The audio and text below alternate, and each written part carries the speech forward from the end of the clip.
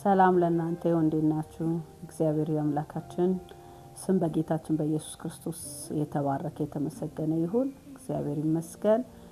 እግዚአብሔር ደግሞ ለመኖር እድልን ከሰጠን በዚህ ምድር ባለን ቆይታ ይሄንንና ያንን እናደርጋለን። እግዚአብሔር ቢፈቅድና ብንኖር በሉ እንደሚል እግዚአብሔር ቃል እኔም እግዚአብሔር ቢፈቅድ ብንኖር ጌታ ካልመጣ ወይኛ ወደ ጌታ ካልሄድን በኢንተርኔቱ አገልግሎት በሶሻል ሚዲያ ማለት ነው በሁሉም አማራጮች የእግዚአብሔርን ቃል ለቅዱሳን ለመታነጽ መገንባት ለመበረታታት ለመንቃት እግዚአብሔር ፈቃዱን በዚህ ውስጥ እንዲያደርግ እንዲሁም ደግሞ በውጭ ላሉ ደግሞ ይሄን የምስራች ወንጌል ለመስበክ እድሉን ለመጠቀም ነው። እግዚአብሔር በሰጠን እድልና ጊዜ መጠቀም ጥበበኝነት ነው። ጠቢባን ያንን ያደርጋሉ የእግዚአብሔር ቃል እንደሚል። ስለዚህ ዘመኑን እንዋጃለን፣ ጊዜውን እንዋጃለን፣ እንነቃለን፣ የእግዚአብሔርን እውነት እንናገራለን ማለት ነው። ሐዋርያው ጳውሎስ ወንጌልን እንደሚሸቅጡት አይደለንም እንደሚል በቃ እውነትን በፍቅር የእግዚአብሔር ሳይበረስ ሳይቀጥን ይሄንን እናደርጋለን። እግዚአብሔርም ይረዳናል። የእግዚአብሔር አምላካችን ስም የተባረከ ይሁን። ዛሬ ከእናንተ ጋር ለመካፈል ያሰብኩት የእግዚአብሔር ቃል የሚገኘው በሉቃስ ወንጌል ምዕራፍ 7 ከቁጥር 36 ጀምሮ ነው። በጌታ በኢየሱስ ክርስቶስ ስም አነበዋለሁ። ከዚያም በኋላ ከፈሪሳውያን አንዱ ምግብ አብሮት እንዲበላ ኢየሱስን ጋበዘው። እርሱም ወደ ፈሪሳዊ ቤት ሄዶ በማዕድ ተቀመጠ። በዚያን ከተማ የምትኖር አንዲት ኃጢአተኛ ሴት ኢየሱስ በፈሪሳዊ ቤት በማዕድ መቀመጡን በሰማች ጊዜ አንድ የአልባጥሮስ ብልቃጥ ሽቶ ይዛ መጣች። ከበስተኋላውም በእግሩ አጠገብ ቆማ እያለቀሰች እግሩን በእንባዋ ታርስ፣ በራሷም ጠጉር ታብስ ጀመር። እግሩንም እየሳመች ሽቶ ቀባችው። የጋበዘውን ፈሪሳዊን ባየ ጊዜ ይህ ሰው ነቢይ ቢሆን ኖሮ የነካችው ሴት ማን እንደሆነች ደግሞ ምን አይነት ሰው እንደሆነች ባወቀ ነበር፣ ኃጢአተኛ ናትና ብሎ በልቡ አሰበ። ኢየሱስም ስምዖን ሆይ የምነግርህ ነገር አለኝ አለው። እርሱም መምህር ሆይ ንገረኝ አለ።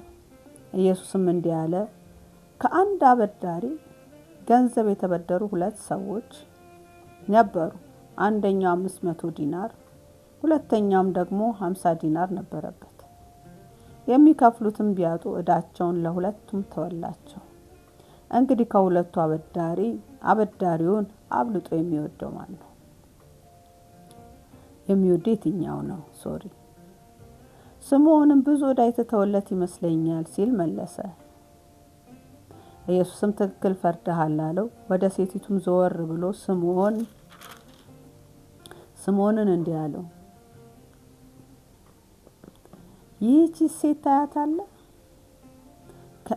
እኔ ወደ ቤት ገባሁ፣ አንተ ለእግሬ ውሃ እንኳን አላቀረብክልኝም። እርሷ ግን እግሬን በእንባዋ እያራሰች በጠጉሯ አበሰች። አንተ ከቶ አልሳምከኝም። እርሷ ግን ከገባው ጀምሮ እግሬን ከመሳም አላቋረጠች። አንተ ራሴን ዘይት አልቀባኸኝም። ሃሌሉያ። እርሷ ግን እግሬን ሽቶ ቀባች። ስለዚህ እልሃለሁ እጅግ ወዳለችና በብዙ ኃጢአቷ ተሰርዮላታል። በትንሹ የተሰረየለት ግን የሚወደው በትንሹ ነው። ኢየሱስም ሴቲቱን ኃጢአትሽ ተሰርዮልሻል አላት። አብረውትም ማዕድ ተቀምጠው የነበሩ እንግዶች ይህ ኃጢአትን እንኳን የሚያስተሰርይ እርሱ ማን ነው ብለው በልባቸው አሰቡ። ኢየሱስም ሴቲቱን እምነትሽ አድኖሻል፣ በሰላም ሂጂ አላት። እግዚአብሔር ሆይ በጌታ በኢየሱስ ክርስቶስ ስም ይህን የከፈትነውን ቃልህን እንድትከፍትልን፣ እንድታበራለን፣ እንድትናገረን በጌታ በኢየሱስ ስም ጸልያለሁ። ይህን ለሚሰሙ ሁሉ በዚህ ቃል ውስጥ ያለው ያንተ መልእክት ያንተ ድምጽ ወደ ሰዎች ጆሮ ወደ ሰዎች ልብ እንዲገባ ሕይወታቸውን እንዲነካና እንዲለውጥ እግዚአብሔር ሆይ ካንተ ጋር ላለ ግንኙነት በፍጹም እግዚአብሔር መነካትን የሚያደርግላቸው ቃል እንዲሆን በጌታ በኢየሱስ ክርስቶስ ስም ከእምነት ጋር እንዲሰሙ ቃል በኢየሱስ ስም ከሚሰሙት ሁሉ ልብ ውስጥ እምነትን እንዲፈጥር ጌታ መንፈስ ቅዱስ ሆይ አንተ በዚህ ቃል ውስጥ ሆነ እንድትሰራ በዚህ ሚዲያ ውስጥ እንድትሰራ ይሄን በሚሰሙ ሁሉ ላይ እንድትሰራ ጌታ ሆይ ጌታ መንፈስ ቅዱስ የሰዎችን ልብ እንድታበራ የሰዎችን ጆሮ እንድታበራ ለሰዎች ቃልህን ሲሰሙ ማስተዋል እንድትሰጥ ጌታ ሆይ የታሰሩ በኃጢአት ቀንበር ስር ላሉ ግራ ለገባቸው ለተጨነቁ ጌታ ይህ ቃል እንዲፈታቸው ባሉበት ጨለማ ባሉበት የትኛውም የኃጢአት ስርዓት ውስጥ ቢሆኑ ጌታ ይህ ቃል እንዲያወጣቸው ካንተ ጋር እንዲያገናኛቸው በኢየሱስ ክርስቶስ ስም ጸልያለሁ። ደግሞም በቤት ላለን ለኛ ለባሪያዎች እግዚአብሔር ሆይ ላንተ በተደረገልን ፍቅርና ምህረት ምላሽ ምን ማድረግ እንዳለብን ምላሻችን ምን ሊሆን እንደሚገባ ከዚህ ቃል እንድታስተምረን ጌታ ሆይ በኢየሱስ ክርስቶስ ስም ለምንሃለሁ። እኔም ባሪያ በተረዳሁት መንፈስ በግልጽነት ቃልን እናገር ዘንድ በኢየሱስ ስም ስጠኝ። ጸጋና መንፈስ በእኔ ላይ ይሁን። ለሁሉ ሲሆን ላንተ ክብር ይሁን በጌታ በኢየሱስ ክርስቶስ ስም አሜን አሜን። እግዚአብሔር አምላካችን ስም ይባረክ። በትንሽ ደቂቃ ውስጥ እግዚአብሔርን ቃል ለማስተላለፍ ሞክራለሁኝ። ሲጀምር ሉቃስ አንድ ፈሪሳዊ ኢየሱስ ክርስቶስን እራት እንደጋበዘው ይናገራል። እራት መሆኑን የምናውቀው ዮሐንስ ወንጌል ምዕራፍ 12 ላይ ለስለ ጌታ ሲባል እራት እንደተዘጋጀ ይናገራል። ምክንያቱም አራቱም ወንጌላት ወይም ወንጌልን የጻፉልን ጸሐፊዎች አራቱም ይሄንን ታሪክ ዘግበውታል ማለት ነውና እራት ጋብዞታል ይሄ ፈሪሳዊ። በሌላ ቦታ ማርቆስና ማቴዎስ ለምጻሙ ስምዖን ቤት ነው የሚለው እና ለምጻሙ ስምዖን ቤት ኢየሱስ ክርስቶስ ምሳ እራት ተጋብዞ ገብቷል። ስለዚህ ይሄን ሊያደርግ ጌታ ኢየሱስ ክርስቶስ ደግሞ ወደ ተጠራበት ቤት የሚሄድ ትሁት ጌታ ነው። ሰዎች ከፈለጉት ከጠሩት የሚገኝ ነው። አክሰስ ልታደርጉት ትችላላችሁ። ማንም ሰው ቢጠራው ቢጋብዘው ጌታ ይመጣል። ደግ ነው፣ አይመርጥም ማለት ነውና ሁሉም ጋር ይሄዳል፣ ሁሉም ጋር ራሱን ያስገኛል። በዚህ ልክ ራሱን ያወረደ ነው። ለነገሩ ሰው ቤት ለመሄድ አይደለም ወደዚህ ምድር ራሱ እኮ ሰው ሆኖ መጣ። ከዚህ በላይ ውርደት ከዚህ በላይ ራስን ዝቅ ማድረግ የለምና ትህትና ከሱ እንማራለን። የእግዚአብሔር አምላካችን ስም ይባረክ። ታዲያ ወደ ቀጥታ ወደ ዛሬ ትምህርታችን ስንገባ መልእክታችን ስንገባ ከዚያም በኋላ ይላል። ከዚያም በኋላ ከፈሪሳውያን አንዱ ምግብ አብሮት እንዲበላ ኢየሱስን ጋበዘው። እርሱም ወደ ፈሪሳዊ ቤት ሄዶ በማዕድ ተቀመጠ እና አንድ ፈሪሳዊና ሁለት ሰዎችን እዚህ ጋር ያስተዋውቀናል ሉቃስ። ከዚያም ይልና ደግሞ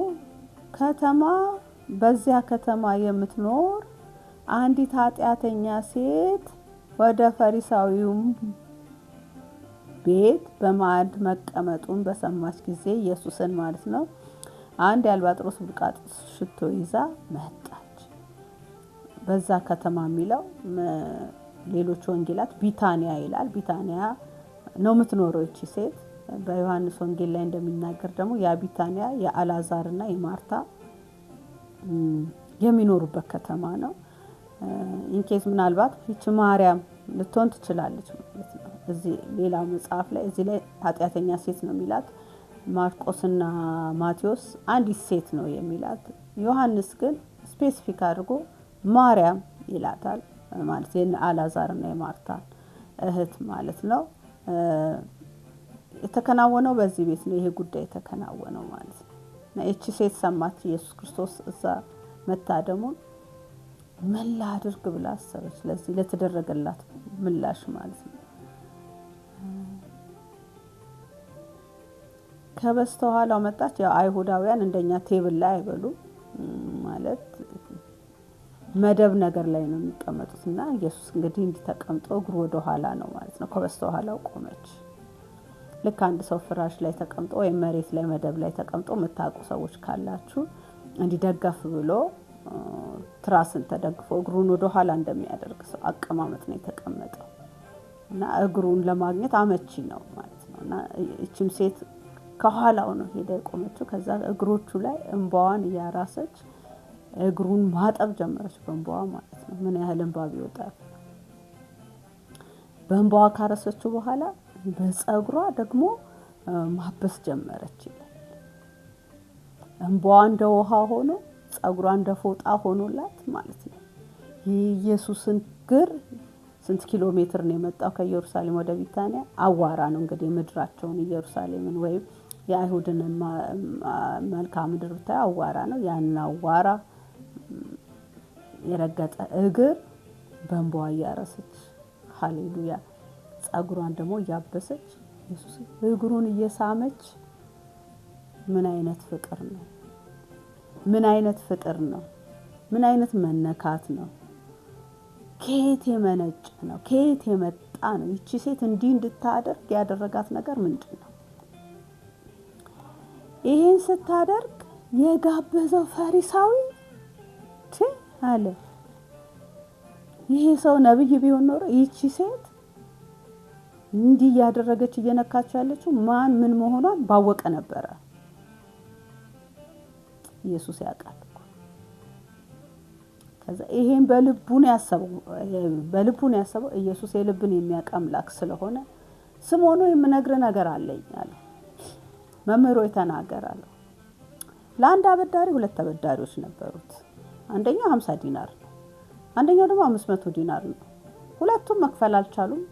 ስለዚህ እዳቸውን ተወላቸው። አበዳሪውን አብልጦ የሚወደው ማን ይመስላል ሲለው በብዙ የተተወለት ነው። በትክክል ፈርደሃል አሉና ወደ ሴቲቱ ዞር ብሎ ይላል። ለሴቲቱ አይደለም ምላሽ የሰጠው፣ ወደ ሴቲቱ ዞር ብሎ ያቺ ሴት ያደረገችው አንተ ራት ጋብዘኸኛል፣ ጥሩ ነው። ወደ ቤት ገብቻለሁ፣ ጥሩ ነው። ግን አንድ አይሁዳዊ ወደ ቤቱ እንግዳ ሲመጣ ሊደረግለት ከሚገባው ትንሹ ነገር አንዱን እንኳን ውሃ ለእግሬ አላቀረብክልኝ፣ እግሬን አላጠብክም። እሺ እሱ ይቀር፣ ለአንተ ውሃ አላቀረብክልኝ። እሷ ግን በእንባዋ እግሬን እያጠበች በፀጉሯ ደግሞ አብሳኛለች፣ ፎጣም አላቀረብክ። ሌላው ደግሞ አልሳምከኝም፣ ሰላምታ እንኳን አልሰጠውም። እንግዲህ አስቡት፣ ሰው እራት ጋብዟችሁ ቤት ሰላም ሳይላችሁ ዝም ብሏችሁ ሲገባ ማለት አልሳምከኝም፣ ሰላምታ አልሰጠኸኝም። ይህቺ ሴት ግን ከገባች ጀምሮ እግሬን እየሳመች ነው። ንጽጽሩ ነው። አንተ በራሴ ላይ ዘይት አላፈሰስክ። የአይሁድ ማህበረሰብ እንግዲህ እንግዳ ወደ ቤቱ ሲመጣ የሚያደርጉት ቀላሉ የእንግዳ አቀባበል ስርዓታቸው ነው። አላደረክም። ይቺ ሴት ግን ፀጉሬን አይደለም እግሬን ሽቶ ቀባች። አየህ፣ በብዙ የተተወለት ብዙ ይወዳል፣ ትንሽ የተተወለት ግን በትንሽ ይወዳል። ፈሪሳዊም አይደለም እንግዲህ የራሱን ጽድቅ ያቆማል፣ ኃጢአት የለብኝም ብሎ ያስባል። ምን አድርጌ ንስሐ እገባለሁ ይላል። ይቺ ሴት ግን የተደረገላትን የምታውቅ ሴት ነው። የእግዚአብሔር ምሕረት የሚለካው ምን ያህል ኃጢአተኛ ነው ሳይሆን ምን ያህል ኃጢአተኛ መሆኑን ተረድቷል። ምን ያህል ኃጢአታችን ታላቅ እንደሆነ ከተረዳ ሰው እግዚአብሔር ያደረገለት ምሕረት ደግሞ እንዴት ታላቅ እንደሆነ ይረዳል። ስለዚህ ለእግዚአብሔር ፍቅር፣ ለእግዚአብሔር ምሕረት የሚሰጠው ምላሽ ገደብ አይኖረውም ማለት ነው። ምክንያቱም እግዚአብሔር ገደብ የለሽ ምሕረት፣ ገደብ የለሽ ፍቅሩን ካሳይ ሰውም ገደብ የሌለው መሰጠት፣ ገደብ የሌለው ስጦታ፣ ገደብ የሌለው መሰጠት፣ ገደብ የሌለው ፍቅሩን ያን ላደረገለት አምላኩ መስጠት ይችላል ማለት ነው። ይቺ ሴት ያደረገላትን የምታውቅ ሴት ናት። የተተወላትን የምታውቅ ሴት ናት። በከተማው የምትታወቅ ኃጢአተኛ ናት። ምናልባት ሴተኛ ዳሪ ትሆናለች፣ ከተማው ላይ ትታወቃለች። ኃጢአተኛ ናት። ኢየሱስ ጌታ ነው።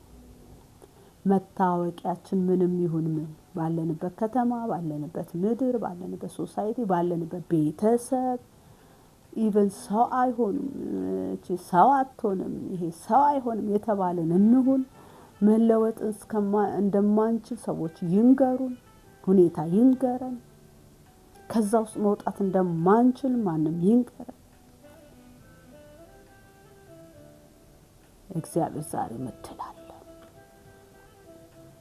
ኃጢአተኝነቱን አምኖ ኃጢአተኝነቱን ተገንዝቦ የእግዚአብሔር ምህረት እንደሚያስፈልገው አምኖ ለመጣ ዛሬም የእግዚአብሔር እጅ ክፍት ነው። ኃጢአት የትኛውንም ያህል ታላቅ ቢሆን የእግዚአብሔር ምህረት እጅግ ታላቅ።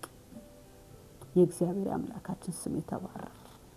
ስለዚህ ዛሬ ምንድነው ላስተላልፍ የፈለኩት? በውጭ ላለን በጌታ በኢየሱስ ክርስቶስ እግዚአብሔር በሰራው የማዳን ስራ ያላመንን ጌታ ኢየሱስ ክርስቶስን እንደ ግል አዳኛችን አድርገን ያልተቀበልን ወንጌል በተለያየ መንገድና አቅጣጫ የሰማን የተነገረን ሰዎች እንዲሁም ደግሞ ያልሰማንም አጋጣሚ ያልሰማንም ሰዎች ካለ በጌታ በኢየሱስ ክርስቶስ እመኑና ይህን የኃጢአት ሸክም ከናንተ ላይ ይውሰድላችሁ። ማንም ሸክም የከበደው ቢኖር ወደ እኔ ይምጣ። ሸክም የከበደውን የሚጠራ ጌታ ብቻ ነው እና እኔ አቀልለታለሁ። እሱ ያጎበጠውን ሸክም አነሳና እኔ ሌላ ቀሊል ሸክም እሰጣለሁ። ለነፍሱም እረፍትን ያገኛል። የሚያንገላታውን ኃጢአት ከሱ ላይ ያነሳል። ጌታ ኢየሱስ ይወዳችኋል። እግዚአብሔር ፍቅር ነው። ዛሬም ለሰው ልጆች ያለው ዓላማ ይሄ ነው። ስለዚህ ወደ ጌታ ወደ ኢየሱስ ክርስቶስ ተመለሱ። ወደ እግዚአብሔር በልጁ በኢየሱስ ክርስቶስ ባደረገው ባዘጋጀው የማዳን መንገድ ኑ። በዚህ መንገድ ሂዱ። እግዚአብሔር ታላቅ ምህረት አለው። እኔንማ ይቅር አይለኝም፣ የኔ ኃጢአት እጅግ ታላቅ ነው፣ የኔማ የከፋ ነው አትበሉ። የእግዚአብሔር ምህረት ያይላል። የእግዚአብሔር ምህረት የሚበልጥ ኃጢአት የለም። የእግዚአብሔርን ጸጋ የሚበልጥ በደል የለም። እግዚአብሔር አንድያ ልጁን እስኪሰጥ ድረስ ዓለምን እንዲወደድ አንተን አንቺን የወደደን አንድ ልጁን እስኪሰጥ ድረስ ነው። እግዚአብሔር ምትክ የሌለውን መሳይ የሌለውን አንድ ልጁን እስኪሰጥ ሰውን ወዷል። ከዚህ የሚበልጥ ፍቅር ለማንም የለም።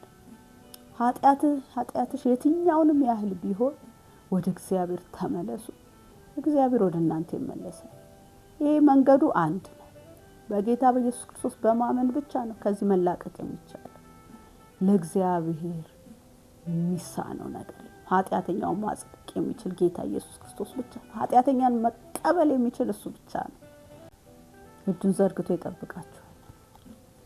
የሚወድ የማይረክስ የሚቀድስ ረክሳለሁ ብሎ አይፈራም። ያ ፈሪሳዊ ስትነካው እኮ ዘግንኖት ነው፣ ምክንያቱም እሱ ስለማያደርገው። ኢየሱስ ግን አይረክስም። ሃሌሉያ! እሱን ስንነካው እንቀደሳለን። እሱን ስንነካው እንፈወሳለን። ወደ እርሱ ስንመጣ ነፃ እንሆናለን። ይቺ ሴት ያነባችው የሐዘንም ባል ነበር፣ የጸጸትም ባል ነበር። የተደረገላት የእግዚአብሔር ፍቅርና ምህረት የምትሰጠው የፍቅር ምላሽ ነው። እንደዚህ ሴት የከበዳችሁ ሰዎች ካላችሁ ኃጢአታችሁ ወደ ኢየሱስ ነው።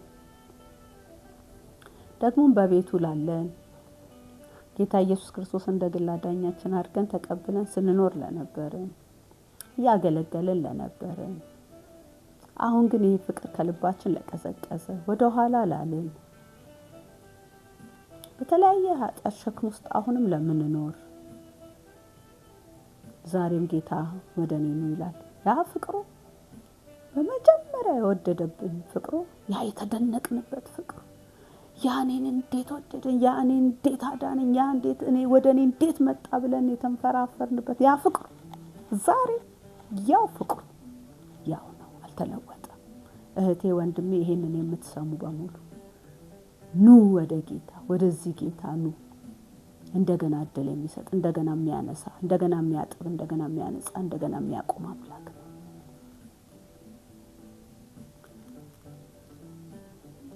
ፈሪሳዊ ደግሞ ምናልባት ከጸደቅን ከቆያየን በኋላ በእግዚአብሔር ቤት ውስጥ የራሳችንን ጽድቅ ማቆም ደግሞ የጀመርን እንመለስኛ።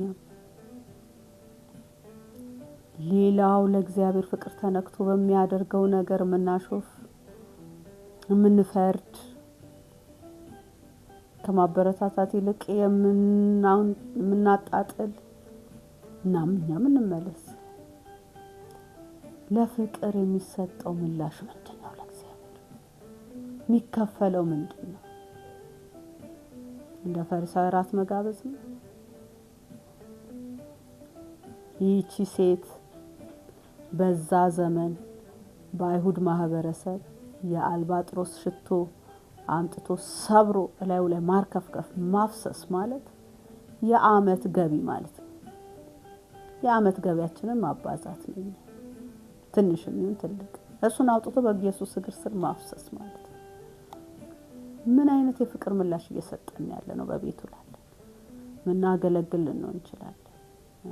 ቸርችም ማንቀር ሰዎች ልንሆን እንችላለን። አቴንዳንሳችን አሪፍ የሆኑ ሰዎች ምንም ፕሮግራም ሲባል ማናቀር ያለማቋረጥ ጌታን እየተከተልን ነው ብለን የምናስብ ሰዎች ልንሆን እንችላለን።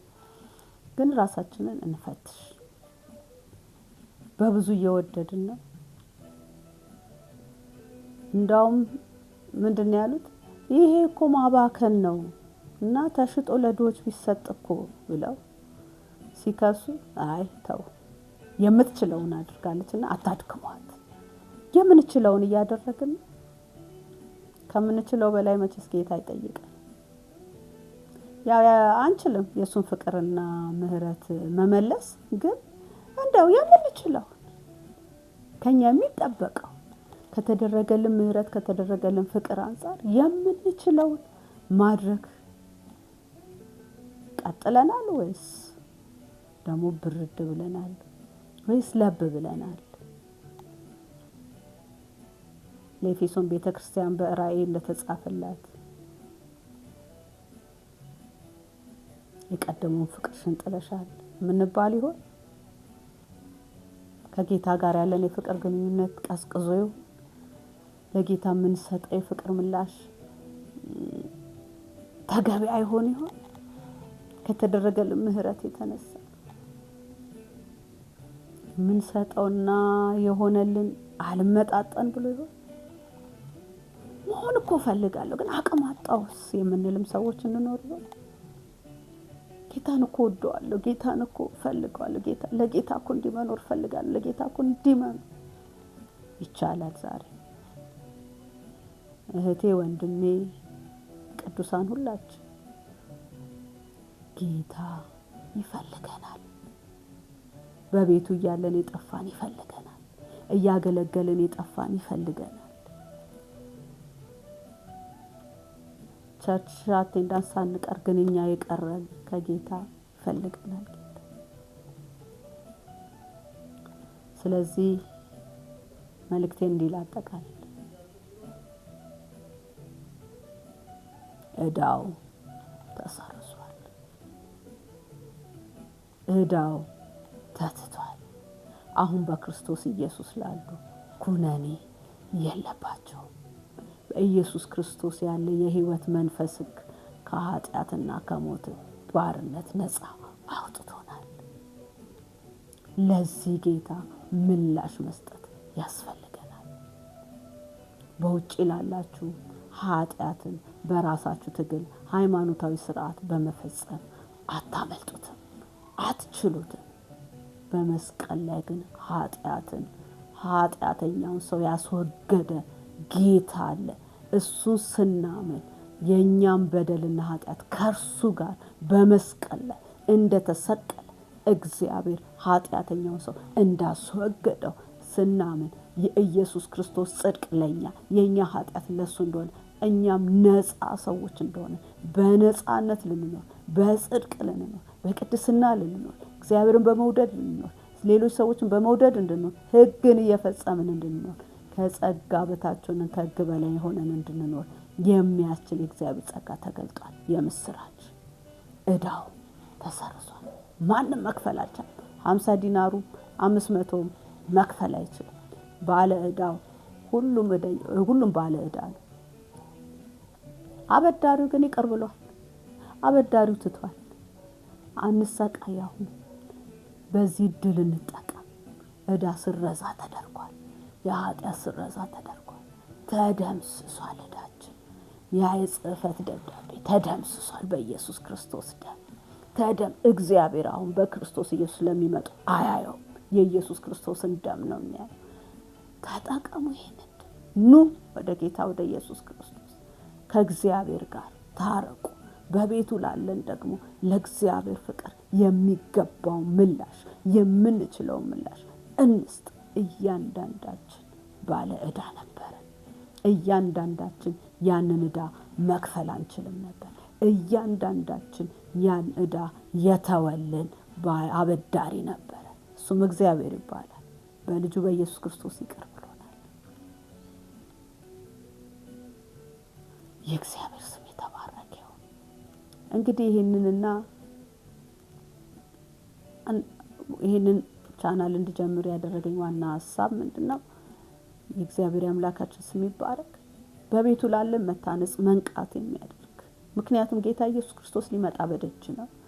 እዚህ ቤተክርስቲያንን፣ ቅዱሳንን፣ አገልጋዮችን ለማንቃት የሚሆን መልእክትን ለመስጠት እንዲሁም በውጭ ላሉ ደግሞ የምስራቹን ለመንገር ጌታ ኢየሱስ ክርስቶስ ወደዚህ ምድር የመጣው ሰው ፈልጎ ነው። አንድ ሰው ፈልጎ ነው። እኔም አንድ ሰው ካገኘው ይህንን እሞክራለሁ።